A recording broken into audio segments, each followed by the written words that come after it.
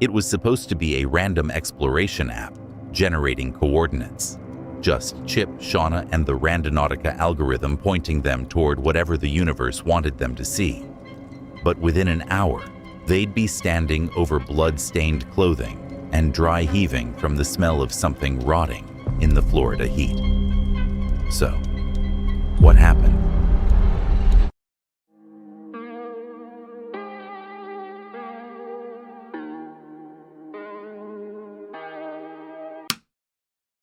It's July 31st, 2023, and they're on the nature coast of Florida, destination unknown. Chip and Shauna, two explorers who use a manifestation approach to finding the supernatural. Basically, they set an intent and let an app decide where to send them. The footage exists, so here we are. Oh my God, that's nasty. What I'm experiencing right now is a very bad. Oh my God. Oh, Oh my God, I think I'm just gonna throw up. Guys, it smells so bad. Come here. It smells so bad. Catch this and, if you see anything or something happens, I don't know, just jeans and the towel. Like.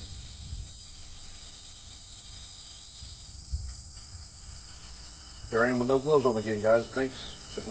Make sure there's no snakes in here. You cleaned out the car and took everything out. Is that puke on that? On those? Big. What is that all over those jeans? That's way too skinny. Oh. There's puke all over those. Is that what you think that's what it is? Yeah, what else would that be? Oh, look. Right? Yeah, definitely. They're on foot now, deep in the clearing, deep in the dark. Shauna stops suddenly. The smell hits her first. Overwhelming, foul, the kind of stench that bypasses your nose and goes straight to your stomach. Looking down, they find a pair of skinny jeans, abandoned on the ground, covered in dried vomit and mold. Not lost laundry, not camping gear, just evidence. Yo, Chip, look at that towel. Could these be victims? What is this? That's dry blood all over that towel. I won't even touch it. I gotta touch it, babe. We gotta see what it is. Holy crap. Oh my God. I don't do blood, y'all. I don't do blood. I don't do blood. I don't do snakes. Or spiders. I only do this for you guys. That is freaking nasty, man. I only do this for the destinators that love watching. Oh yeah, that's dried up blood. That's Oh what my it looks like. God. First, don't ask me how I know what dried up blood looks like. That's And crazy. look, it's formed some kind of mold on there. Oh my God. And some ants. Guys, look at that mold. Oh my God. Holy shit, Techie. Oh man, that's on the Holy back too. crap. That's a lot of blood. Holy crap. Oh my God. And it smells. I can't tell you. That Bag or something to put that in? is insane. I don't know what to do. Do we take that? Do we leave that? Because I'm sure that's what we found. We have cops over here. How do we tell the cops how to find this place? If it is, I'm just saying, it's. The investigation turns critical when they spot a striped towel next to the clothes.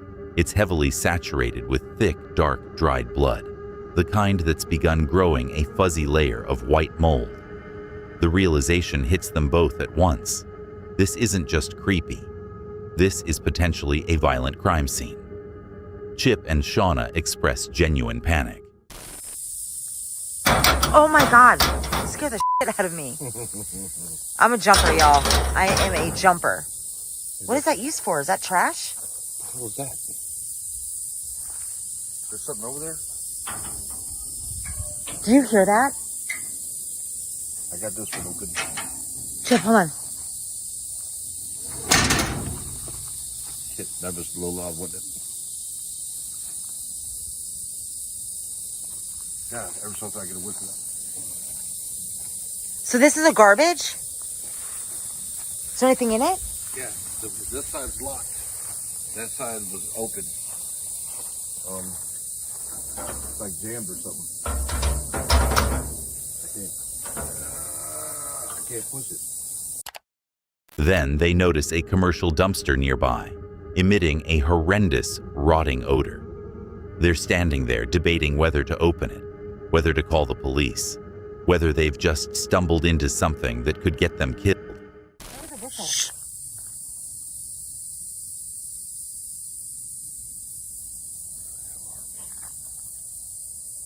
What was that? God dang. What was All right, that? That's there's something attacking me. That dragonfly, man. No, what? That's not a dragon. Is that dragon? There's a dragonfly, but it's something like I was feeling something like on my neck. Yeah, it will not leave us alone. All right. They're usually not like that. Usually I'd say Usually like it's butterflies spirit, have right? souls, but maybe a dragonfly has boy souls. I don't know.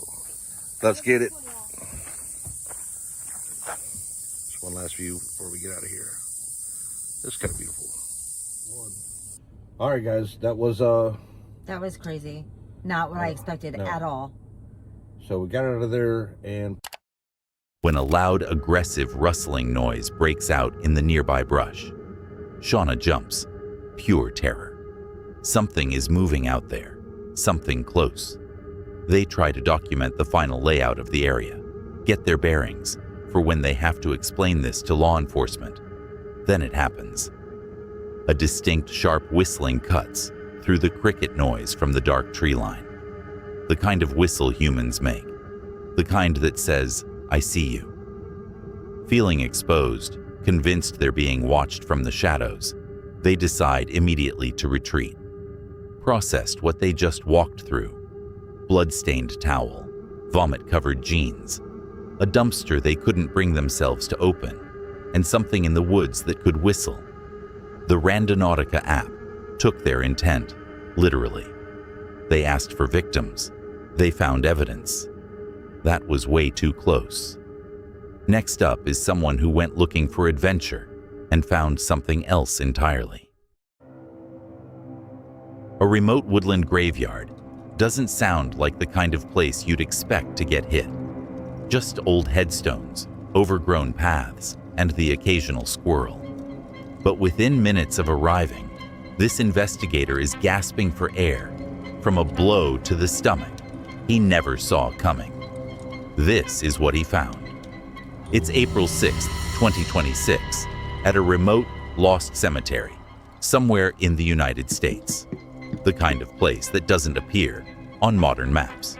Creepy Travels, a guy who explores remote and abandoned places with a found footage style, lots of long takes, and immediate reactions to whatever he encounters. He made it out with the footage, so let's take a look. Something just hit me in the stomach.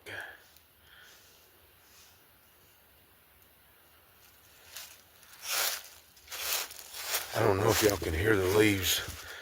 There's shit walking around back here. Same spot.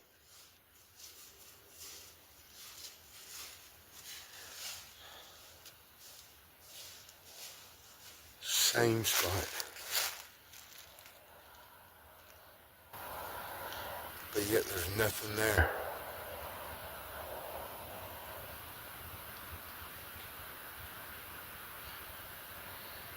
There is nothing.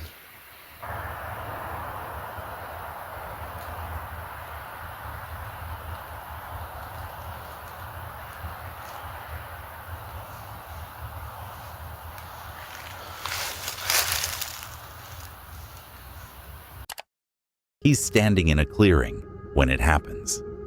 A sudden strike to the stomach from an invisible force. He gasps, doubles over, notes that the activity started right off the bat, and is far more aggressive than his previous visits. I just heard something growl. I've been hearing shit hitting the trees. I've been hearing people walking. That was the first growl I heard.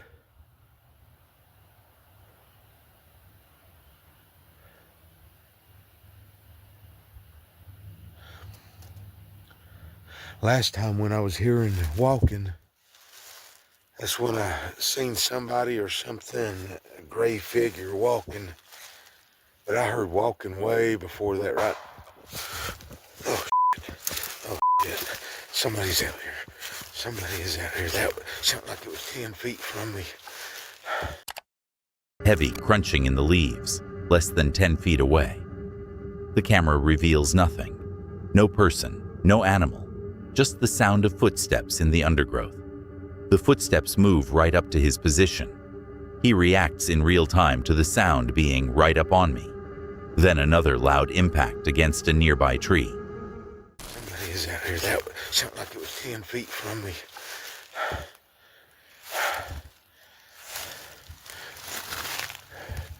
There is. That's close. That's close. I mean, that's right up on me. Look, there's another.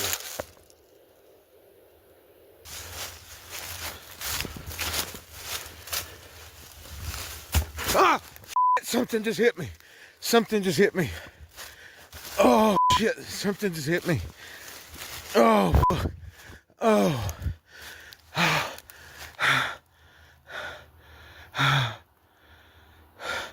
Something just hit me right in the back.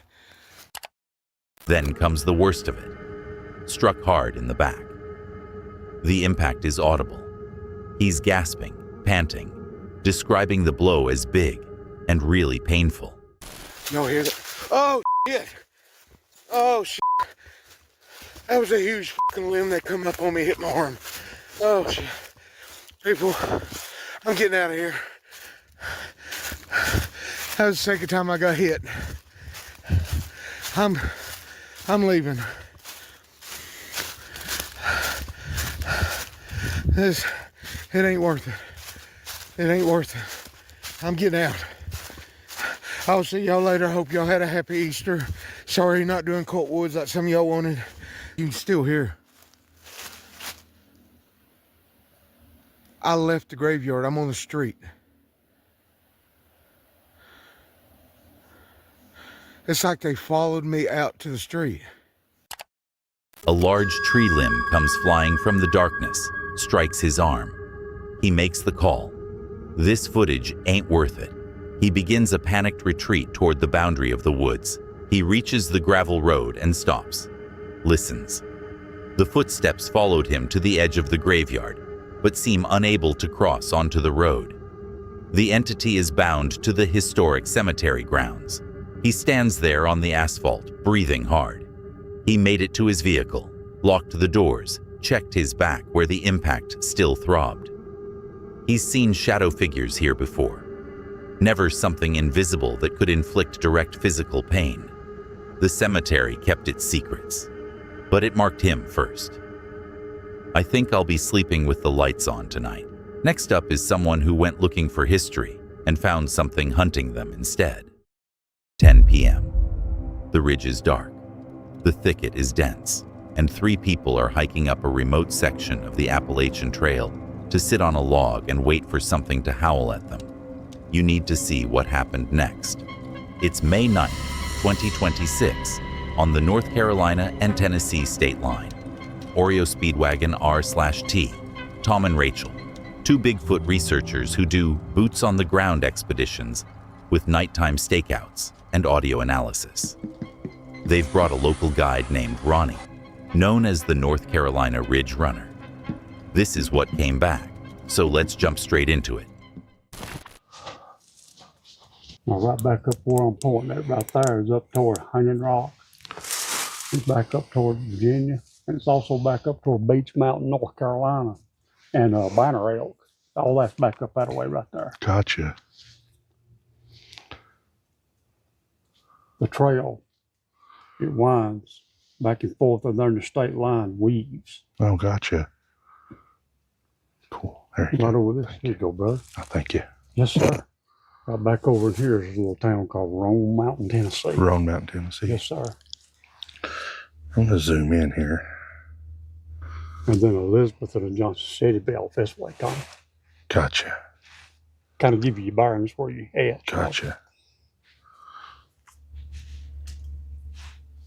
So if I started walking, I would hit a town right through here, or go this way. Not on the trail. You won't. No, Oh. not here. You'd have to branch. You'd have to branch off. What you do, the trail runs these ridges. Mm-hmm. What you do, like just find your stream or something, a good sized stream, and Water. follow a stream down water. Uh-huh. Always. Okay. But then it comes to a bigger tributary. That's how you get out of the woods. If you ever get in here and get turned around. Gotcha. You just get on a Find branch you a of water fire, you source? come out somewhere, yeah. You may have to walk a little piece. but Oh, you I get would out. probably, if I'm a betting woman, because I usually can find water somewhere. Well, there's water all over Appalachian. It ain't hard to find it. They settle onto a fallen log, overlooking a deep ridge. That's when the atmosphere shifts. The seasoned woodsmen observe that the forest has gone dead quiet. The usual nocturnal insects and night critters have stopped making noise entirely. It's the classic indicator that a large apex predator is moving through the immediate area. No birds, no bugs, just breathing and waiting.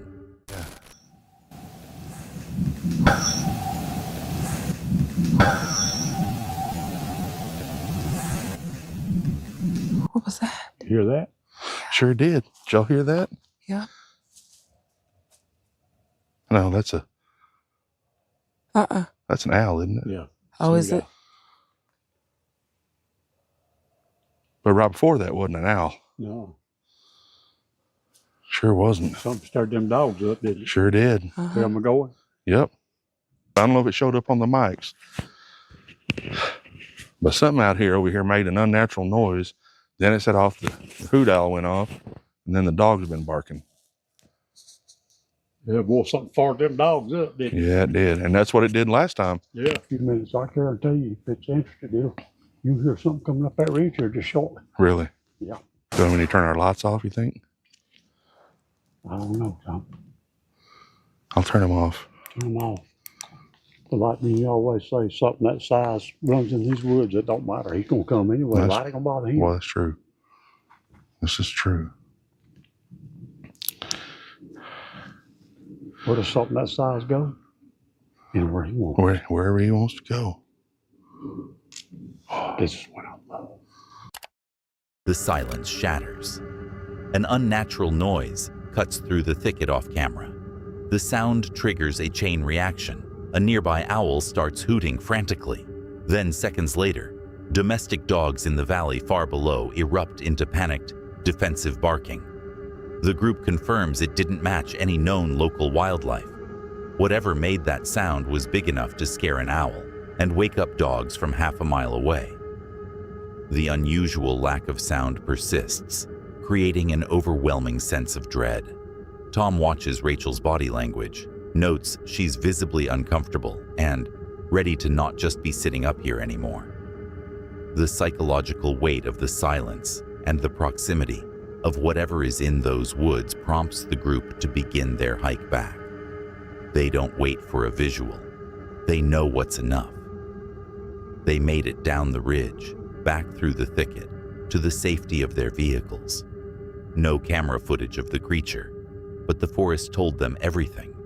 The dead silence, the owl's panic, the valley dogs losing their minds. Something unidentifiable moved through those woods that night. Something big enough to stop an entire ecosystem from making noise. I'm not sure I'd have stayed on that log once the insects went quiet. Next up is someone who went looking for answers and found something that didn't want to be found. You've probably seen elk in photos. Majestic, peaceful, standing in meadows, looking scenic. Most people keep a safe distance, maybe grab a photo from the car. This family walked right into the middle of a herd. It gets worse from here. It's February 23rd, 2021, in the Hoh Rainforest at Olympic National Park, Washington State. Roads Rules, a family travel channel that lives full-time in an RV, documenting national parks and wilderness treks across North America. The camera kept rolling, so here we are. Came up on a herd, small herd of what they call Roosevelt elk. These are some of the largest elk in North America, in the United States. Look right through there. There they are. There's several. I don't even know. I mean, I've probably seen at least 3, 4, 5. And there's a couple of males up on the hill bugling. I'm hoping. I hope we see one of the males bugling. They're I think he's looking at us. yeah. I mean, these guys are maybe 30 yards through the woods there. I would show you, but you can't see on camera at all. Oh, I hear it. It's that way. It's so loud.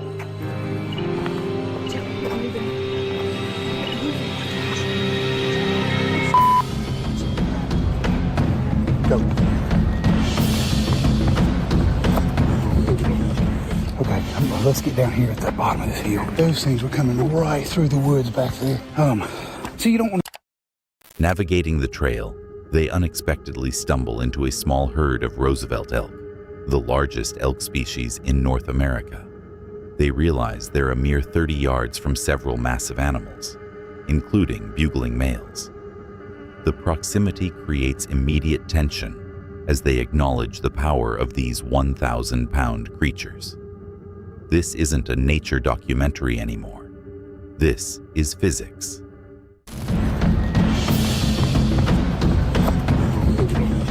Okay, let's get down here at the bottom of this hill. Those things were coming right through the woods back there. So you don't want to mess with wild animals. I mean, we're not trying to mess with them. We saw them along the trail. We just stopped to look at them. You don't want to pester them. There's a bunch of them up there. All right, Mama. Did that scare you a little bit? Yeah.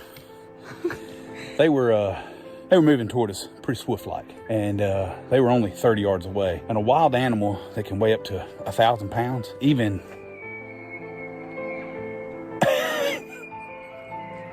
We are basically surrounded by these Roosevelt elk. They're awesome creatures, but one of these guys moving through the woods, even this thick woods, they can make a lot faster trails than any of us can. And if they just get pissed at us, well, there ain't a whole lot we can do. Get the bear spray. We do have some bear spray handy. Just bear spray. And bear spray is for any wildlife. Just spray it right in the face. Spray up to 35 feet, I believe. Just way closer than I want to be to one of these dudes. Yeah. Anyway, that was a pretty cool moment. Yeah. We heard some, we saw some. We probably freaked out for nothing. But Good enough for me. Let's go. Mama Bear was wanting to get out of there. So we hope you guys enjoyed that little moment because it was funny. Now that we didn't get gored by an elk. Massive, y'all. I cannot believe we walked right by him. And as we walked right by him, he bugled. So we knew he was close. This is a beautiful creek.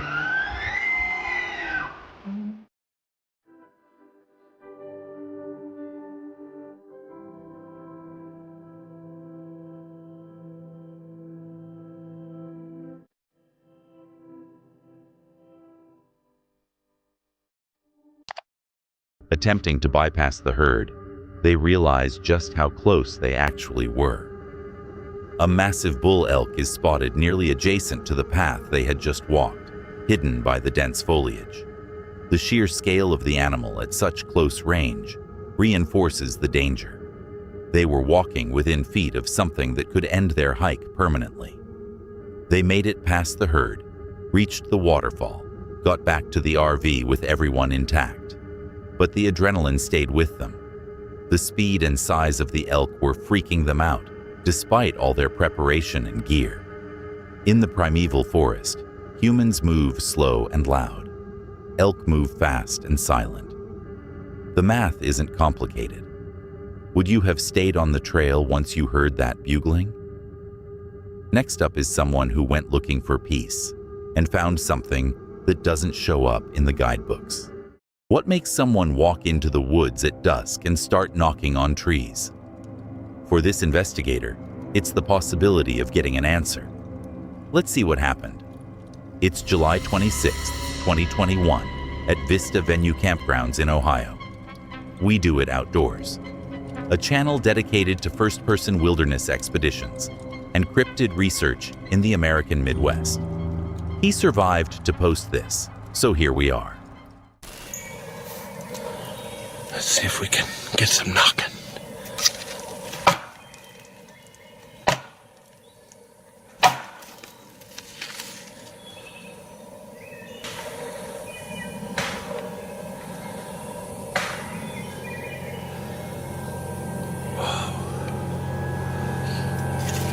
We got a response.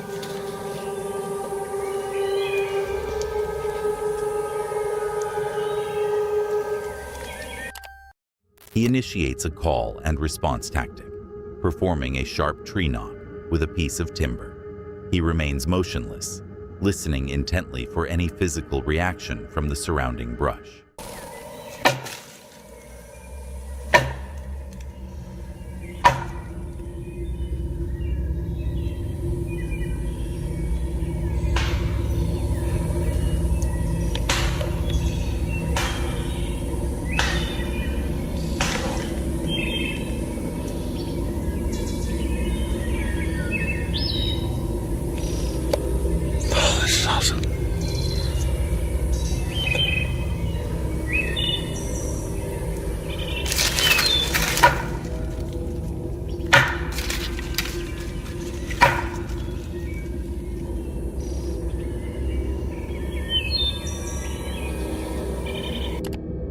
He performs another knock to test the responsiveness.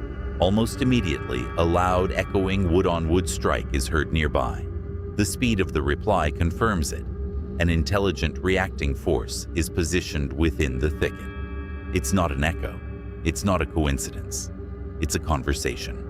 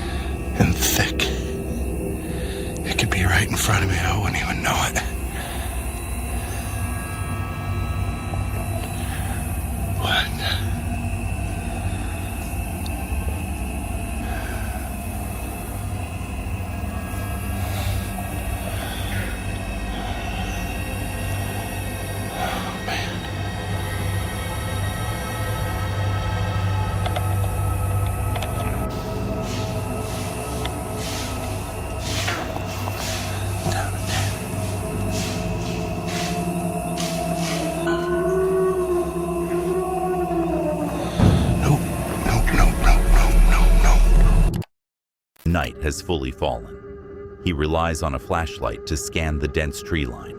Despite the light, the source remains hidden, yet creepy howls continue to punctuate the silence. The auditory evidence suggests whatever is out there is keeping pace with him through the woods, moving when he moves, stopping when he stops. Then the howls suddenly stop. The silence that follows is more unsettling than the noise. A visceral sense of dread that floods the clearing.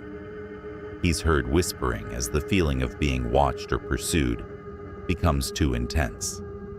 The peak of the encounter isn't the noise, it's the absence of it. He made it back to his vehicle, uploaded the audio, and documented what happened. No visual sighting. The Ohio thickets are too dense, the darkness too complete, but the sequence tells its own story. The howls, the knocks, the immediate responses, the silence that followed. The forest went from vocal to watching, from participating to hunting. I'm still trying to process what happened in those final moments when the howling stopped. He's 21 miles into a descent, exhausted, asleep in a desert valley. Then he wakes up to something rummaging through his tent vestibule, less than 3 feet from his head. It's 2 a.m.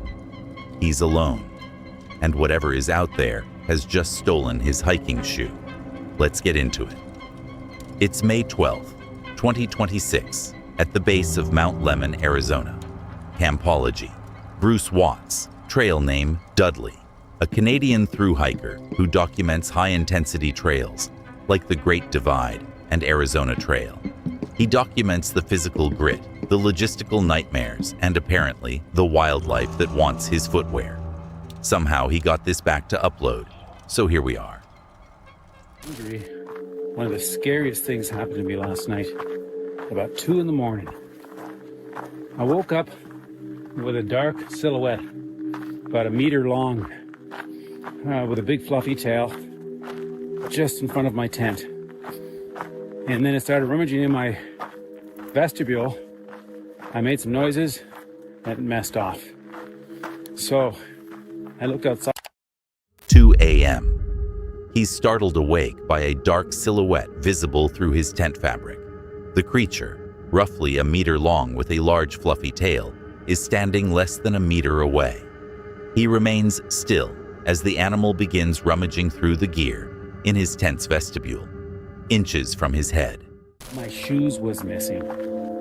I'm deep in a valley in Arizona, with nothing but mountains on each side to get out with only one shoe. So at 2 in the morning, got out with my headlamp, searched around all over. After about 20 minutes, I finally found my rogue shoe in the forest about 10 meters behind my tent. I guess the critter, whatever it was, didn't like the taste of it and just left it there. Oh man. In any case, I'm walking on 2 shoes right now and it feels good.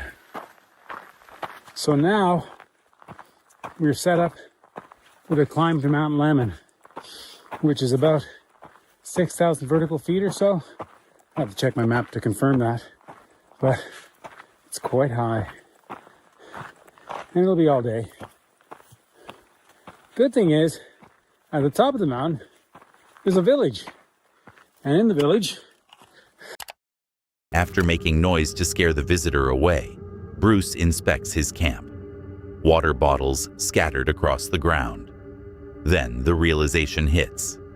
One of his hiking shoes is missing. Taken into the darkness. He's stranded in a jagged desert valley with only one boot, 800 miles from the finish line. He can't hike out on one boot. He can't descend 5,000 feet barefoot. The math is simple and terrifying. He finally locates the rogue shoe about 10 meters behind his tent in the forest. The animal, likely a coati, or large ringtail, found the taste unappealing and abandoned it in the dirt. Relief floods in as he confirms the shoe is still functional. His 800-mile trek continues. He made it through the night, got some sleep, then ascended 6,000 feet to reach Mount Lemmon's summit the following morning. Reunited with other hikers in Summerhaven, shared the story over pizza, grateful to be walking on 2 shoes. Yeah, I'm good on solo desert camping for a while. That's all 6 cases, from blood-stained evidence to invisible punches to stolen shoes in the night. Stay safe out there. That's it for tonight. If you watched all the way to the end, you're either very brave or you made some questionable life choices. Either way, like and subscribe, hit the bell, and click one of the videos on screen. I'll be back soon with more reasons to stay indoors. See you then. And if you made it this far, there was a hidden word somewhere in tonight's video. Drop it in the comments if you caught it.